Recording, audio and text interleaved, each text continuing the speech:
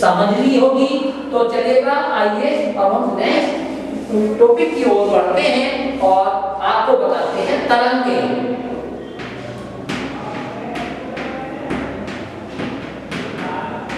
तरंगे, समुद्र में तरंगों का जन्म कई कारणों से होता है।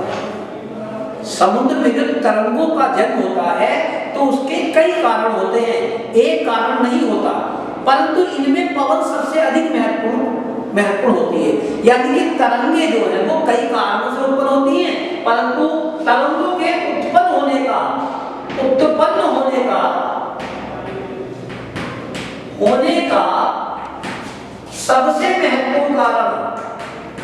सबसे महत्वपूर्ण कारण जो है वो क्या है बच्चों? पवन है। सबसे महत्वपूर्ण कारण क्या है? वो पवन है। ठीक, तो समुद्र के तरंगों का जन्म के कई कारण होता है, परंतु इनमें पवन सबसे अधिक महत्वपूर्ण होती है। तरंगे समुद्र की सतह पर पवनों द्वारा जल को धकेले जाने की प्रक्रिया के कारण बनती है। यानी कि जब समुद्री सतह पर पवनें तेजी से जल को धकेलती हैं तो उसके कारण तरंगे उत्पन्न होती हैं। उसके कारण क्या होती हैं?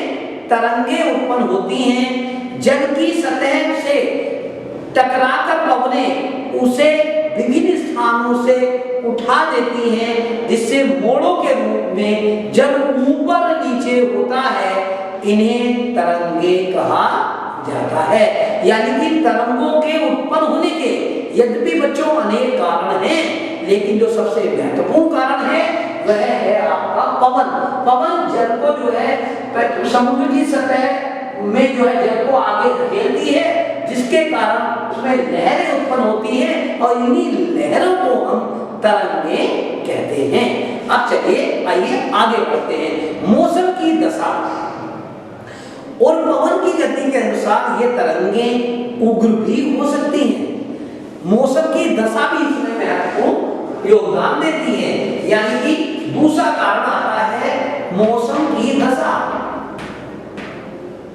मौसम की दशा, ठीक है, तो मौसम की दशा और पवन की गति, मौसम की दशा और पवन की गति, मौसम की दशा और पवन की गति के अनुसार ये तरंगे उग्र भी हो जाती हैं। उग्र कहते हैं अधिक ऊंची भी हो जाती हैं।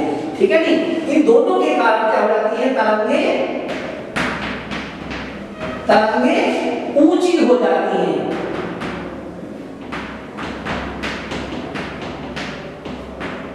इसे हम ऊंची को कह सकते हैं, यहां पर उग्र हो जाती है। क्या हो जाती है? उग्र हो सकती है। समुद्र की तूफानी तरंगें ऊंची और विनाशकारी होती हैं। समुद्र की जो ऊंची तरंगें होती हैं वो कैसी होती हैं? विनाशकारी होती हैं। भारत के पूर्वी तट पर, भारत का नक्शा यदि सामने टंगा हो तो ये आ गया, ये नक्शा है, तो ये है आपका पूर्वी तट और ये है आपका पश्चिमी तट। क्या है? ये पूर्वी तट और ये पश्चिमी तट। तो हम बात कर रहे हैं पूर्वी तट की। भारत के पूर्वी तट पर चक्रवातों के साथ उठने वाली तरंगों से जनधन की भारी क्षति होती है।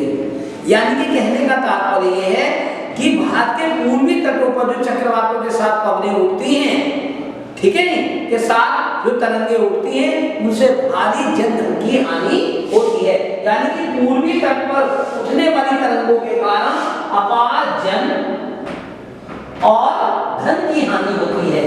ठीक है, यानी कि ये तरंगे अत्यधिक ऊंची हो जाती है, जिसके कारण अपार जन धन की क्या होती है? हानि होती है। ठीक, इसी कारण चक्रवात आने से पहले क्या होता है? रेडियो, टेलीविजन, समाचार पत्रों आदि के माध्यम से लोगों को सतर्क कर दिया जाता है, जिससे कि अपार जन या धन की हानि ना हो। ठीक, तो मैं समझता हूं कि ये बात आपको बहुत अच्छे से समझ में आ गई होगी। तो चलेगा, इसके बाद हम जो है आते हैं ज्वार और भाटे को आपको बता देते हैं। इसके तरंगे, जैसा कि आपने अभी समझा। और अब हम आपको बता रहे हैं ज्वार भाटा। तो चलिएगा, हम नेक्स्ट टॉपिक है आपका ज्वार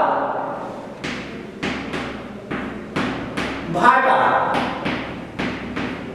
तो चलिएगा बच्चों, ध्यान देंगे ज्वार भाटा।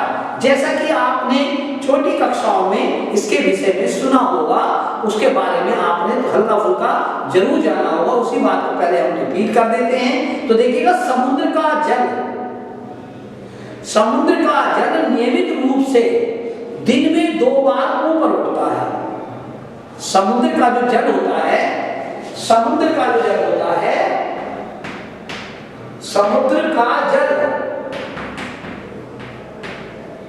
क्या होता है, दिन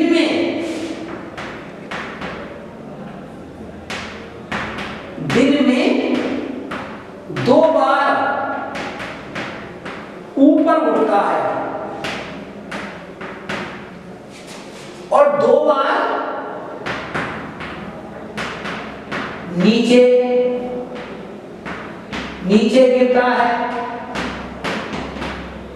ध्यान देने की जरूरत है। यानी कि समुद्र का जल जो है दिन में 2 बार ऊपर उठता है और दिन में 2 बार नीचे गिरता है। तो बच्चों, ये दिन में 2 बार ऊपर उठता है, 2 बार नीचे गिरता है। ऐसा क्यों होता है और ऐसा होने को हम क्या कहते हैं, इसको समझना हमें आवश्यक है। ठीक, तो देखिएगा ध्यान से, आप जानते हैं कि ब्रह्मांड में प्रत्येक वस्तु में आकर्षण बल होता है। ब्रह्मांड में प्रत्येक वस्तु में क्या होता है, आकर्षण बल होता है। पृथ्वी में भी आकर्षण बल है, सूर्य में भी आकर्षण बल है, चंद्रमा में भी आकर्षण बल है। तो आकर्षण बल होता है। सूर्य, पृथ्वी और चंद्रमा आदि आपसी आकर्षण बल के कारण ही ब्रह्मांड में टिके हुए हैं।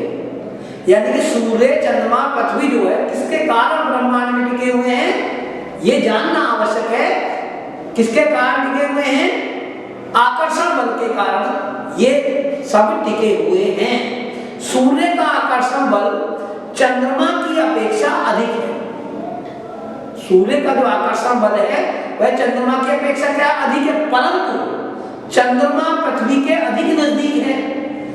चंद्रमा पृथ्वी के क्या है, अधिक नजदीक है, परंतु पृथ्वी के अत्यधिक निकट होने के कारण चंद्रमा के आकर्षण बल का प्रभाव पृथ्वी की सतह पर सूर्य की अपेक्षा अधिक पड़ता है।